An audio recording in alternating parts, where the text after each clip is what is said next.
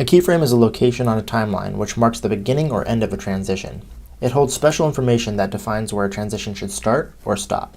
You can apply keyframing to almost any movement or effect.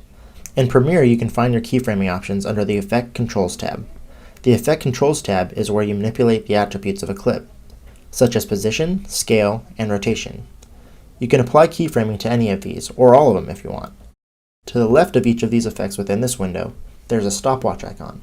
That is what enables and disables the ability to create keyframes for that particular effect. If I want to create a zoom-in effect on this clip, I would click here at the stopwatch next to Scale.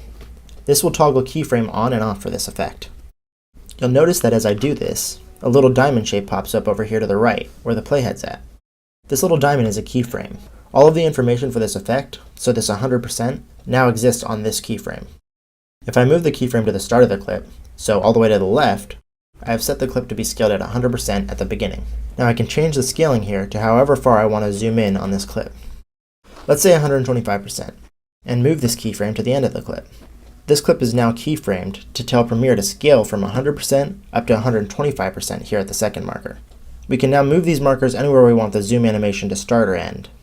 Now that we have set these two keyframes telling Premiere what we want it to do with this clip, Premiere will fill in the rest of the information automatically. So when I hit play, you can see here that the value of the scaling effect is changing from 100% at the first keyframe to 125% at the second.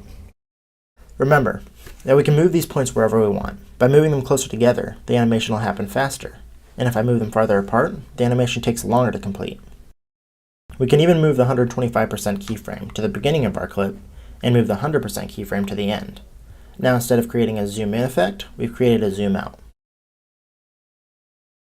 You can also copy and paste keyframes. So if we want this clip to zoom out, then zoom back in where it started, all we'd have to do is copy this 125% keyframe and then use Command or Control V to paste the second 125% keyframe where the playhead's at.